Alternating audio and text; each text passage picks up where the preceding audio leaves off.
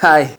Lately, what happened is quite a few people have been asking me questions about DaVinci Resolve, and I was like, "Why are you asking me questions on DaVinci Resolve? I'm not an expert. I mean, I'm a new. I'm learning this as I go along. To be honest with you, but what it is I love the software in the sense that it is very intuitive.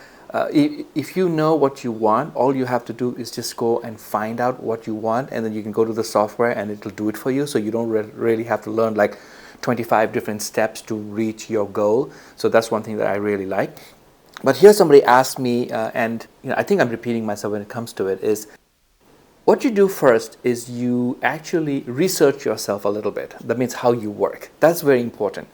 Before you even go into the editing software, what is important is that you understand that this is how I work. Now, if you don't know that or you're not sure about it, okay, fine. What you do is you find out how other people work, if you can. So this is how I do it, okay? First thing I know that when I'm doing my project, even if I don't have an idea, it's okay, because sometimes I will actually shoot a video, like a testing video, just to kind of like see what I'm going to talk about, and then I will just talk about it. Because remember, when you're recording a video, it doesn't mean it's posted on YouTube. You're just recording a video onto a disk. If you like it, it looks good, post it. If you don't like it, don't post it, delete it, or just save it as a reference for your self-study type of thing. That's a very important thing too, the self-study, where you are, especially when you're new. See, a lot of people who are doing YouTube right now, they're very good at it, but they also started from zero. So what they did was they made videos, then they watched themselves, and then they said, oh, I like that. Oh, I don't like that. Oh, that was very nice. Oh, the sound was not so good. Oh, the background was not so good. And then they fixed few things, and then they built and as they went along. You must understand that you need to find out for yourself what is your starting point. And the only way you're going to do is press record on the video, on your camera. And then you just kind of like see where it goes. And if you like it, you like it. If you don't like it, then you ask yourself, be honest with yourself and say, hey, listen, this is really good. This is not good. This is working. I need to fix this. And then you make some notes, and then you build on the next video. Like, when you go to the next video, you look at your notes, and then you go forward. Like, I take down a lot of notes. I don't know where my notebook is, but I do take down a lot of notes. So what I do is, first I will shoot. I'll make sure that I am shooting well. That means I am doing a good job with the camera setup, with the lighting setup. Or right now, I am not using any lighting because I'm actually right next to my window. I mean, that's my window right over there. So I let the natural light come in, and then I'm facing the camera this way. So that way the light is hitting me this way.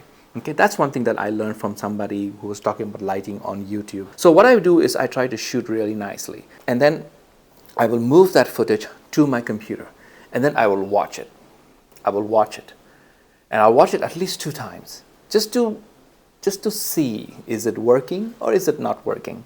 I try to make sure that I do a lot of jump cuts, in the sense that if I have any mistakes, I'll try to cut it. But I try to do multiple takes. Like right now, I'm shooting this. This is going to be probably 1 take. But if I make a mistake, I will stop. I'll do that. And then I will continue talking, because maybe there's a car that went right by. And the sound gets picked up, and it's one of those things. So here's the key. When you are shooting video, make sure that you shoot as best as you can. And you shoot, like I'm doing this talking video right now, so I'm just going to shoot and just shoot. And then later on, when I take the footage onto my computer, that's when the lights are off, the cameras are off, and then it's me and my video editing. And then I'm going to go through and I'm going to try to make sure that, is this good? Keep it. Not good? Don't keep it. So that's what I would do. I will also time myself. I'll delete that in the jump cut. So I will also time myself, and I will say, listen, how long did it take you to shoot? Because then after that, I have to transfer the footage onto my computer. So how long will that take? That's not 2-minute job. Depends on the computer you have, of course. So I will have to transfer it. Then I'm going to watch it, because I want to watch it. Now, there are 2 ways of watching the video. The first thing is, what I would do is, when I watch the video, I will actually transfer it onto my DaVinci Resolve. And then when I watch it, I have what is known as, on my keyboard, M is a marker. So when I'm watching it, I will simply click M. I have a large monitor over here. That's why I keep looking to the side. So I will shoot M. And I'll keep watching it. Yes, okay, I don't like that. Oh, I like that. M. And I'll keep dropping markers on the timeline when I'm watching my first fly through, so to speak. So when I'm doing that, that way when I look at my footage, everywhere there's a marker, I know that there is something there that I like. And then when I go in to do the actual cut, I will go in and I will start refining stuff. But this is something that I just want to let you all know, that when you're actually working on video, is you talk, you like I'm doing right now. I'm talking to my camera, I'm just talking and I'm talking and I'm talking. Sometimes I'll pause. It always happens.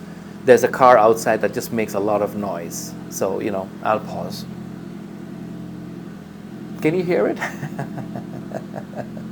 But this is a great example. So you see my video is still shooting and the street is making noise because there's a garage across the street and they just love making noise.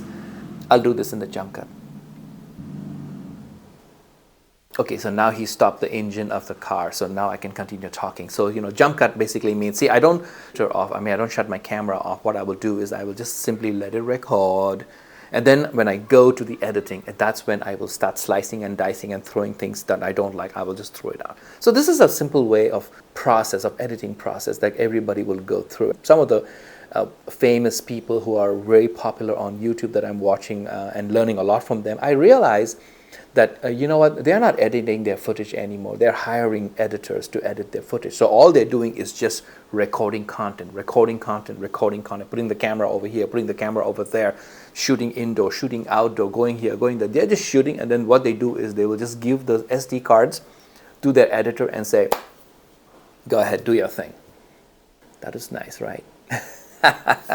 Maybe sometime in the near future I will probably end up doing something like that, but right now I'm really enjoying the editing process. I really love it. Editing is storytelling. You get to actually tell your story, and you get to stop and start your story, and you get to do that, which I think is so much more fun. Anyway, so I hope this video was kind of like, I know I'm rambling, it's more like a vlog. Now remember, everybody works very differently, so please don't compare. Just learn and see what other people do, and then take little things from everywhere, and then you design your own way of working, because everybody's different. The way I edit is different from the way other people edit, and it'll be obviously different from the way you edit. So thank you, see you in the next vlog. Bye bye.